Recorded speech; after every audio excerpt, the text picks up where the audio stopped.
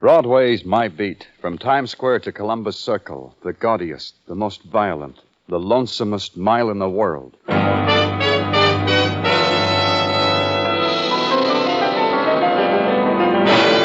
Broadway's My Beat, with Larry Thor as Detective Danny Clover.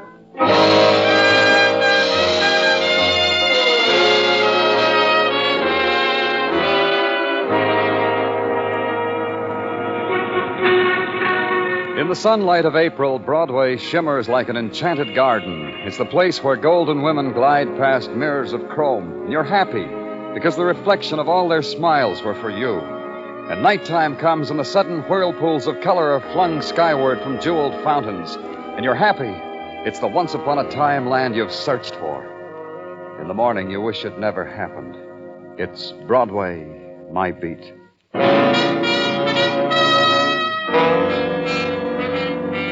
It was 11:30 at night, and I was on my way home from headquarters. I didn't make it.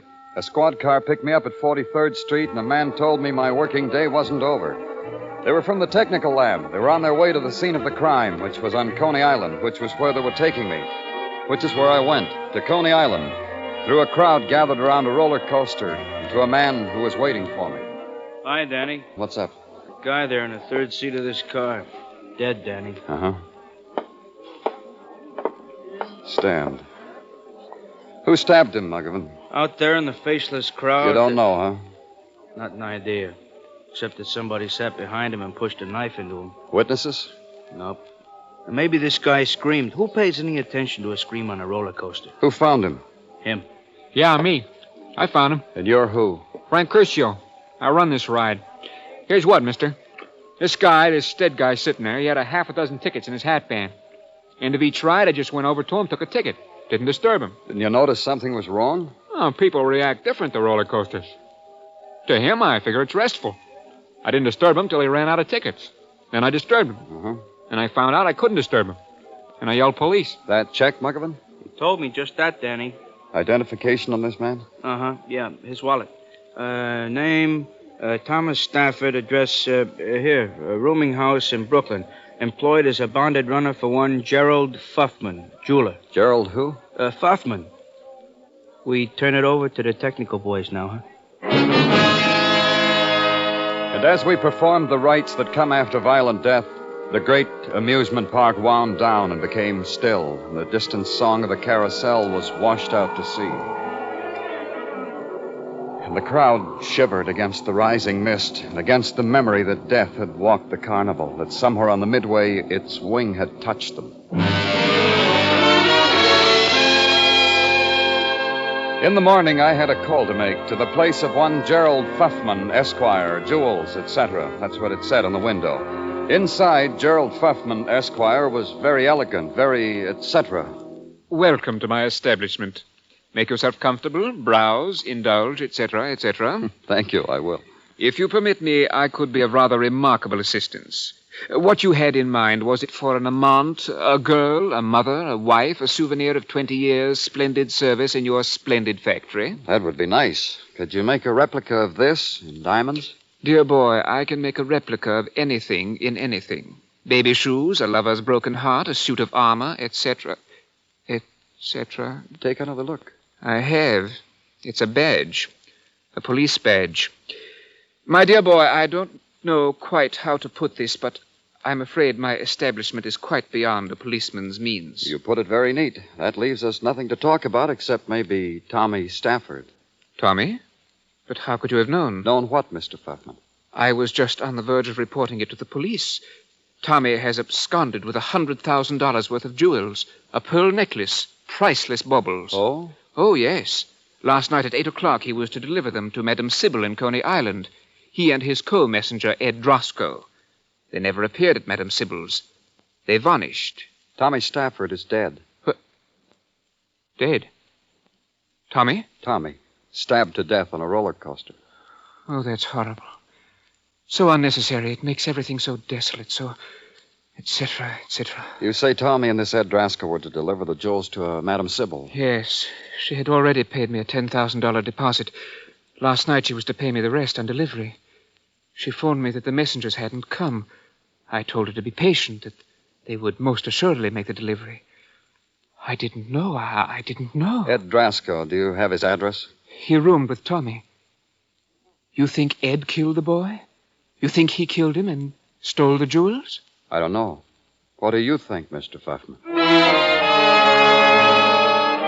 I called headquarters and told them to bring in a man named Ed Drasco. Then it was back to Coney Island again.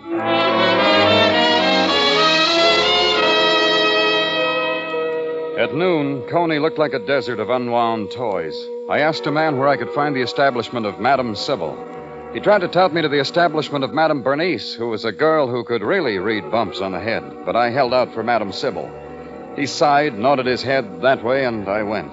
It was a wood-framed shack with a couple of windows decked out in silhouettes of a man's head. A man's head with bumps on them, each bump with a special name.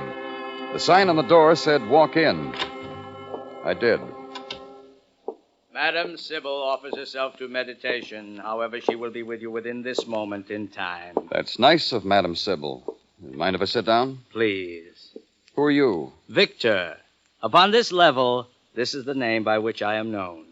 Victor. Uh-huh. Well, I'll tell you, Victor... Reflect inwardly. Seek to attune yourself to the vibrations. I've already done that, Victor. You know what?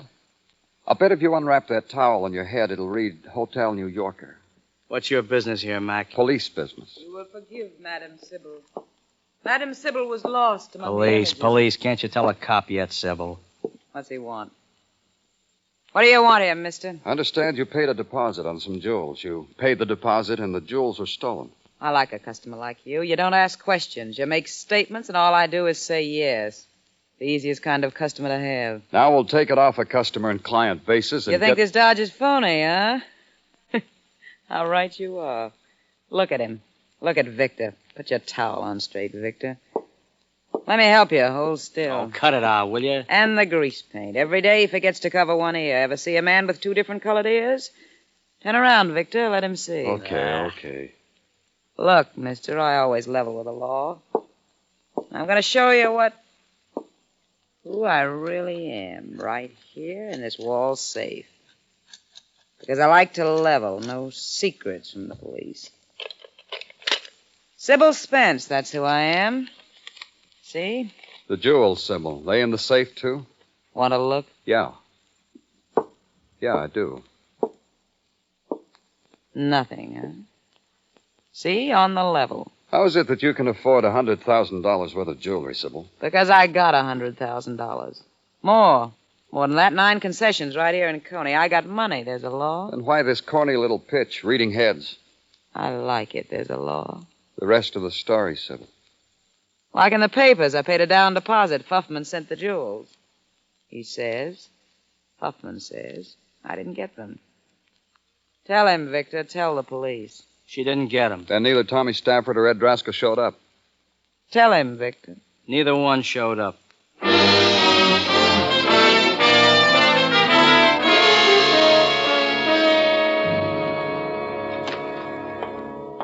Welcome back to headquarters, Danny. Welcome back from the cotton candy and the 2-foot hot dogs of Coney Island. After these heavenly pleasures, it must be rough to get back into the swing of things with us mere mortals. Rough. Oh, here, I brought you some pinwheels. Oh, gee, Danny, thanks. Gee, Danny, when you blow on them, don't they make a ring around the rosy of pretty colors? They're for the Tartaglia children, Tartaglia. Huh? Oh. Well, of course they're for the Tartaglia children. Whose else children? For a minute, you had me. Well, Tartaglia? Well, leave us lay aside our childish pleasures and get down to the affairs of the moment, huh, Danny? If you insist. This matter of bringing in this messenger, Ed Drasco, it has not been accomplished. Why? For the simple reason that this aforesaid Ed Drasco has taken unto himself a powder.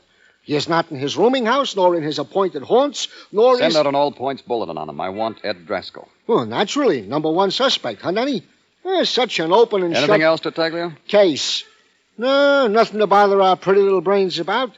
This Frank Curcio, owner and ticket taker of the roller coaster on which was found the body of the deceased. What about Curcio? Oh, airtight alibi. When he was not taking tickets, he was in a rendezvous with a dancing girl whose blue jay corn plasters had come awry. All checked. Airtight. For a mere mortal, Tartaglia, you... excuse me, Tartaglia. Oh, naturally. Thank you. Danny Clover speaking. You and me, Clover, we got a date, Victor Amalfi and you. Oh, have we, Victor? You'll wear a fresh towel? I like that. Yeah. You and me and Ed Drasko. He wants we should come to his dance. Ed Drasko? Yeah, he wants to make a deal about the jewels. He said I should come alone, but being law-abiding like Where? I Where's am. the dance, Victor? Hall of Mirrors, back entrance, 12:30 tonight. I can count on you then, Detective Clover?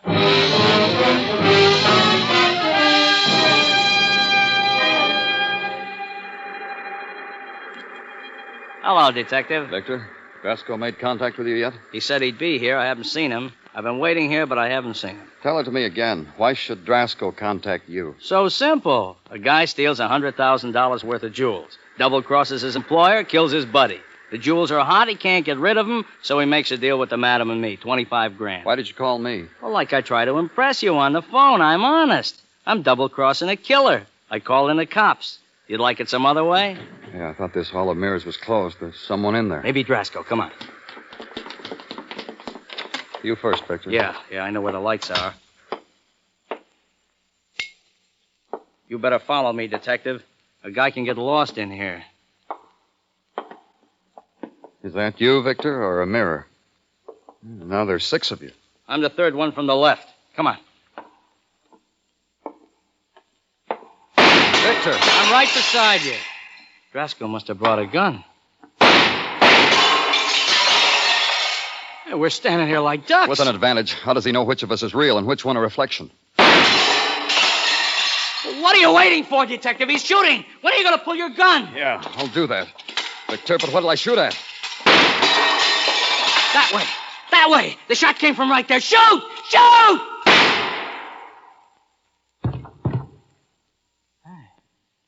Hey, you're good, Detective. I think you got it. Wait a minute. Okay, let's go. Over there, through that broken mirror. Someone lying on the floor. Yeah. Drasko. Yeah, that's Drasko, all right. How do you know? I saw him at the jewelry store. Hey, you're really good, Detective. One shot, and you kill a man. The case is over, huh? Wait a minute. I'll see. Oh, what's to see? Oh. Looking for the jewels. They on him? They're on him, huh? It's all over, huh? For Drasko. But he lied to you, Victor. No jewels, huh? No jewels. How do you figure it, Victor? A man dies for a lot of jewelry he didn't have.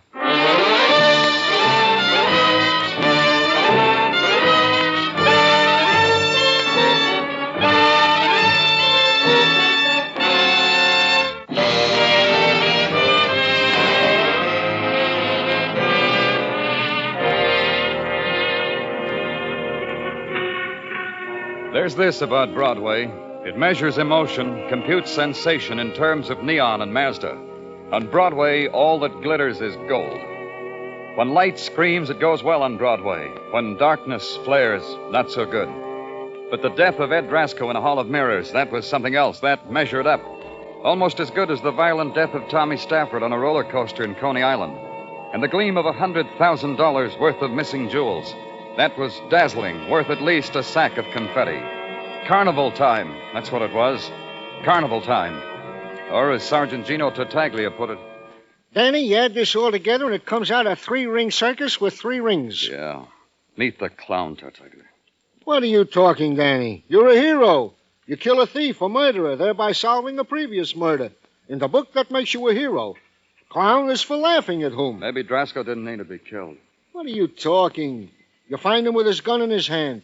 Previous to that, bullets were flying amongst the mirrors in your general direction.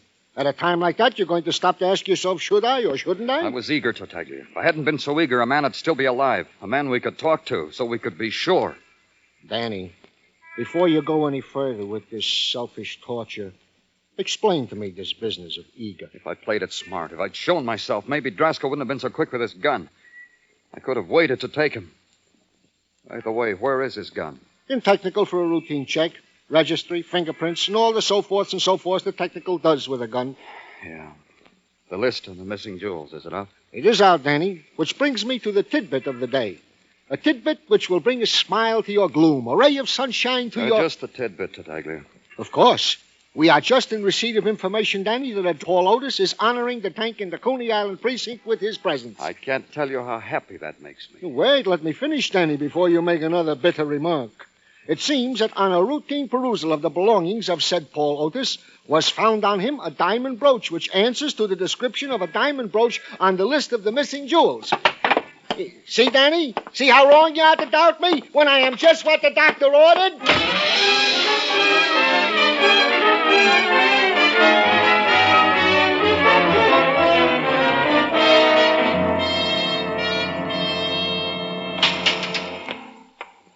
Stop banging the cell door. The hangover hurts, huh, Paul? You got to give me time to get used to being in jail. You'll close the door gently next time, yeah? Sure. My name's Clover, Danny Clover. Clover. You're telling me that because you're going to third-degree me, huh? So when you rubber hose me, I can yell, "Stop, Danny Clover!" Yeah? All we're going to do is chat. Yeah. Yeah, I know. Chat. You want a cigarette, Paul? Yeah. Your kind, with truth serum in it? Yeah. Yeah, you cops. Okay, no cigarette. Where'd you get this diamond brooch? You hurt my head with questions like that. Where'd you get it, Paul? Nowhere. I'm suspicion of robbery, and I'm stuck with it. Murder. Let me out of here! Let me out of here! Paul! Let me out! Paul! Let me out of this dream! I got a crazy man! Listen to me, Paul. Listen to me. Okay. I'll listen. But don't get close to me, yeah? Don't touch me. Paul, a man was supposed to deliver this brooch and some more jewelry. A man named Tommy Stafford. He never showed up. He was murdered. I'm listening. I'm listening real good. Go ahead. Go ahead. Tommy Stafford. You know him? No. How about a man named Ed Draskell? Ed Draskell. You know Ed Draskell, Paul? No, I don't know Ed Draskell, but I'm listening. Look, last night you were picked up in Coney, not too far from the scene of Tommy's murder. You had this brooch with you, a brooch that Tommy had a little while before he was killed. What's the story, Paul? After work, I was in a bar with a girl and drinking. And I opened my eyes and I come upon this dream. I'm all of a sudden in the tank with brooch, without girl. What girl? Who was she? B. Morris, hula type. The type that hulas on the Midway show on Coney. B. Morris, huh? Okay, Paul. No, wait a minute. Wait a minute, you're getting too close. Open the door! Let me out of here! I'm crazy, man! Let me out of here! I had to pull him away from the cell door. When he was aware that my hands were on him, he screamed again, ran to a corner, and with his finger drew a symbol on the air. I took it as a symbol to keep the evil beasties away. It worked. Someone opened the door and took me away from Paul Otis.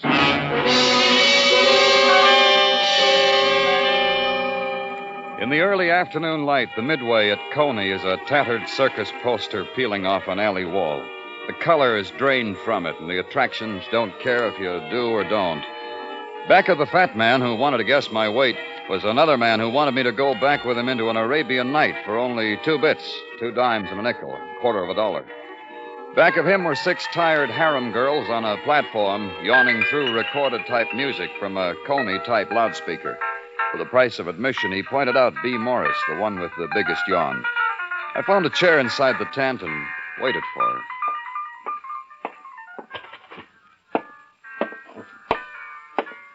The shill tells me you were asking for me. Well, now that you see me up close, you can run along, huh, sport? Here. Sit down, Dee. I want to talk to you. It thrills you to talk to an artist like me, huh, sport? Go on. Sniff my perfume. Go on. Just talk, Dee. Let's talk about Paul Otis. Him? What's the matter, sport? You jealous of Paul? Tell Auntie B all about it. Go on. Just talk, Dee. Let's talk about Paul Otis. Him? What's the matter, sport? You jealous of Paul? Tell Auntie B all about it. I'm a policeman. I want you to talk to me about Paul because we're holding him for murder. Murder? Paul? You must be kidding. Paul hasn't got enough protein to raise his voice, let alone murder. Murder. The murder of Tommy Stafford. The messenger boy on the roller coaster? Why would poor little Paul want to kill a poor little messenger boy? For a diamond brooch, maybe? To impress you, maybe? Those would be good reasons. Except Paul hasn't got it in him to think him up. Maybe you ought to know, Bee. We found the brooch on him. Along with the bottle tops in his pocket, we found a diamond brooch. You know him so well, Bee. Where would Paul get a thing like that? I'll tell you. I'll tell you for free. Maybe he got it the same place I got these diamond earrings. Look at him. Go ahead. Bite into him. Go on. Real, genuine 14-carat diamond. Yeah. They're on the missing list, Bee. The earrings and the brooch. Missing from 2 murdered men. Where'd you get them? This'll make you open your mouth real wide. They were left on my dressing table in a dirty little white box. Eerie, the whole thing, ain't it, Sport? You didn't wonder where they came from? Who asks where diamonds come from? We do, Bee. Policemen do that. Let's go where it's cool and quiet and official and talk. Like at headquarters.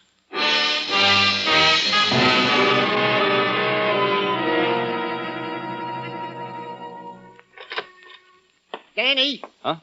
Here, Danny. I brought you a nice piece of chicken cacciatore I pilfered from my lunchbox you should gnaw on instead of your fingernails. I'm not gnawing on my fingernails, Tartaglia. Literally, no. But figuratively, I can see your brain devour 'em to the hub. Go ahead, take the chicken. You eat it, Gino. Thanks a lot, Danny. Oh, hey, Danny. Now what? With chicken on my mind, I forgot to tell you. Forgot to tell me what, Tartaglia. I got the report back from Technical about the gun. Quick, huh? All right, what does Technical have to say? Here. You hold the chicken. I'll read it. Okay. To Lieutenant Detective Danny Clover, from New York Police Department Ballistics Division. Subject, gun. Type of, .38 caliber police positive. Registry, none. Fingerprints, none. Signed, Marvin Mickbar, New York Police Department Ballistics Division. Huh? Signed, Marvin Mickbar. No, the part about the prints. Huh? Oh, fingerprints, none. Hey, Danny, how could this Drasco have his mitts on the gun, then leave no fingerprints? Huh, Danny? You got a good question, Gino. Here, take your chicken back. It was the best question of Tartaglia's brilliant career. How could Drasco have shot at me and left no fingerprints on the gun he held in his bare hand? It was a good question, because it could contain within itself a good answer. It could answer why Paul Otis and B. Morris had stolen jewels on them. It could answer the murder of Tommy Stafford and maybe even the death of Ed Drasco.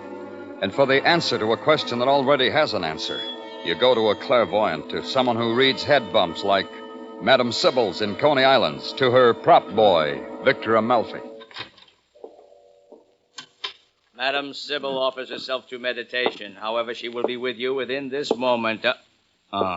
It's a detective. Salam, detective. Same to you, Victor. Where's Madam Sibyl? Like I told you, in the back room, meditating. If you're here as a client, you'll have to wait for the madam. If you're here to pass the time of day, likewise. You're 2 times wrong, Victor. I want you and Sibyl for murder. You make a hobby of this? You point a finger, say you're a murderer, and this makes a murderer, huh? You got one yesterday, Clover. How many you need to make you happy? You and Sibyl. All right, I'll humor you. Whom is whom we have murdered? Tommy Stafford, maybe? Ed Drasco, maybe? Drasco? Ha!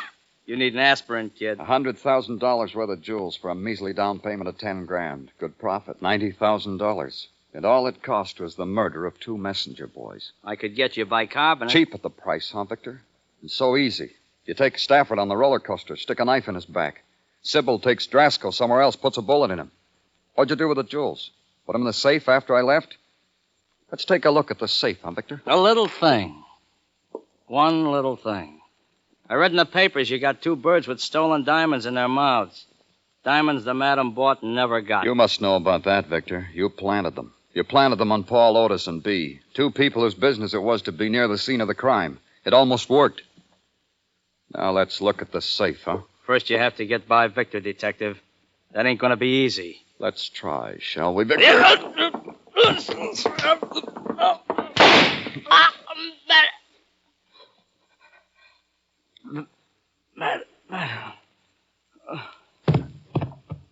you all right, Mr. Clover? Yeah, real fine.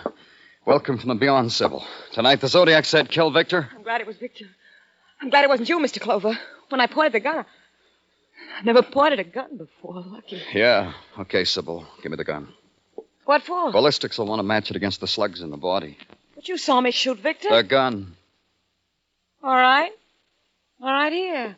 But you saw me. I killed him. What do you need the gun for? Ed Drasko. I'm not real sure, understand, Sibyl, but I'm waving a finger at you. This is the gun that killed Ed Drasko. What are you talking about? You killed Drasko. The paper said you killed Ed Drasko. You did, Sibyl. It figures that way. Drasko was dead even before I walked into the Hall of Mirrors because his fingerprints weren't on his gun. You can't make fingerprints by resting a gun in the open hand of a dead man. You're not trying to trick me. So it figures, Sibyl, like I said it did. It was you shooting up the Hall of Mirrors.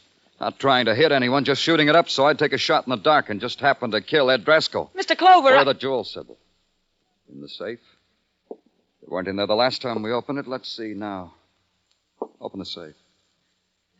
Go ahead, open it. No!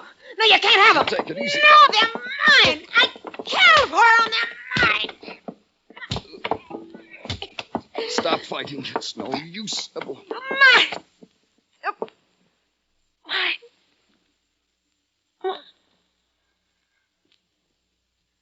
They're not mine, are they? Let's go, Sibyl.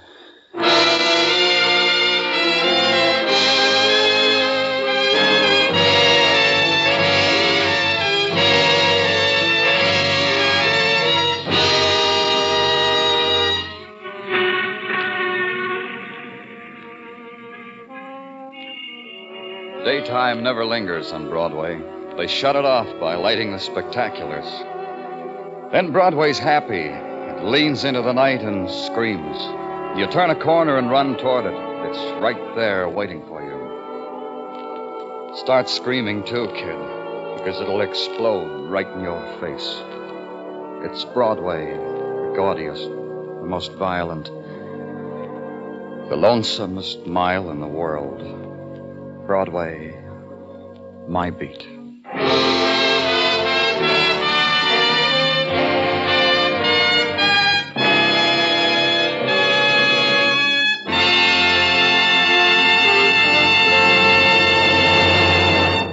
Broadway's My Beat stars Larry Thor as Detective Danny Clover with Charles Calvert as Tartaglia.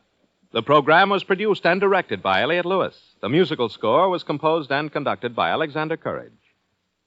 Included in the cast tonight were Byron Kane, Betty Lou Gerson, Sylvia Sims, Jerry Hausner, Jack Crucian, and Peter Lee.